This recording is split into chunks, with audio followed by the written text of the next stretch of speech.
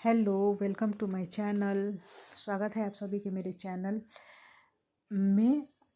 आज हम लोग डिस्कस करने वाले हैं all important writer of post modern as. जैसा कि हम लोग सभी जानते हैं कि ब्रिटिश लिटरेचर का सिलेबस जो इतना भास्ट है, सारे राइटर्स को और सारे वर्क्स को हम लोग पढ़ने लगेंगे तो बहुत सारा समय निकल जाएगा। इसी चीज़ को ध्यान में रखते हुए ये वीडियो मैंने स्पेशली आप लोगों के लिए इसलिए तैयार किया है कि यूजीसी नेट के द्वारा कौन कौन से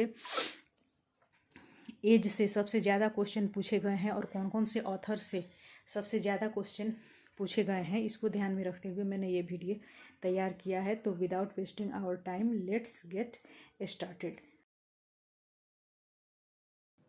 अभी तक हम लोगों ने देखा British literature, old and middle English, age of Chaucer, age of revival.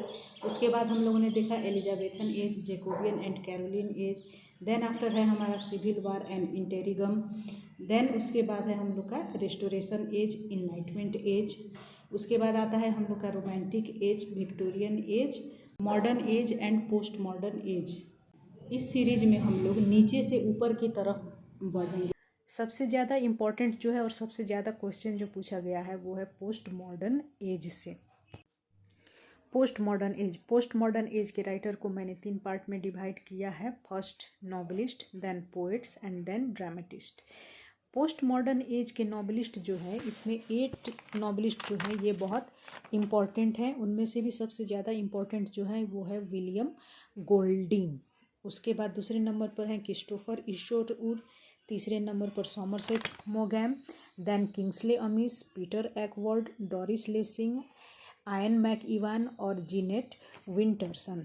इसमें सबसे इम्पॉर्टेंट जो है बेटा ये विलियम गोल्डिंग है। इनको मैंने सबसे ऊपर रखा है क्योंकि इनका जो वर्क है लॉर्ड ऑफ फ्लाइज, इससे बहुत सारे क्वेश्चन आप लोगों को देखने को मिलता है और बहुत सारे क्वेश्चन इससे यूजीसी नेट ने पूछा है आपसे। तो लॉर्ड ऑफ फ्लाइज का आप लोग बेटा कैरेक्टर, सेटिंग और एलोगरी ज़रूर से पढ़ के जाइएगा और इस वर्क को ज़रूर डिटेल में करके जाइएगा। उसके बाद क्रिस्टोफर इशरवुड हैं, इनसे 1 या 2 ही क्वेश्चन पूछा गया है। इनसे ये क्वेश्चन पूछा गया है कि WH ऑर्डेन के कोलैबोरेशन में इन्होंने कौन सा वर्क लिखा है। जीनेट विंटरसन से oranges are not only fruits, इससे क्वेश्चन पूछा गया है और उससे भी ज़्यादा लेस्बियन थ्योरी से इनके क्वेश्चन पूछा जाता है। तो जो ये 8 राइटर हैं बेटा, मेक श्योर कि ये 8 राइटर और इनके वर्क्स आप लोग एक बार अच्छी तरह से देख लेंगे। देन हमारी आती है पोस्ट मॉडर्न एज के कुछ पोइट्स को देखते हैं। ये पोइट्स, इम्पोर्टेंट पोइट्स में से ये जो हैं 5 इम्पॉर्टेंट पोइट्स है। उसमें सबसे ऊपर Philip Larkin, then Seamus Heaney, then Ted Hughes, then Thomas Gunn and last Geoffrey Hill. इसमें सबसे इम्पॉर्टेंट जो है फिलिप लार्किन, सेमस हिने और टेड ह्यूग्स, इसको बिल्कुल भी छोड़ के नहीं जाना है। इसको आप लोगों को अच्छी तरह से, ये तीनों राइटर को आप लोगों को अच्छी तरह से प्रिपेयर करके जाना है। इनके पोइट्री के names, opening and closing lines और पोइट्री के क्रोनोलॉजी से बहुत सारे क्वेश्चन पूछा गया है। तो ये तीनों राइटर को आप लोगों को छोड़ के नहीं जाना है। होप कि आप लोगों ने तैयारी कर ली होगी और अगर अभी तक तैयारी नहीं की है तो मेक श्योर कि इसको आप एक बार फिर से पढ़ लें, इसके इम्पोर्टेंट नोट्स बना लें।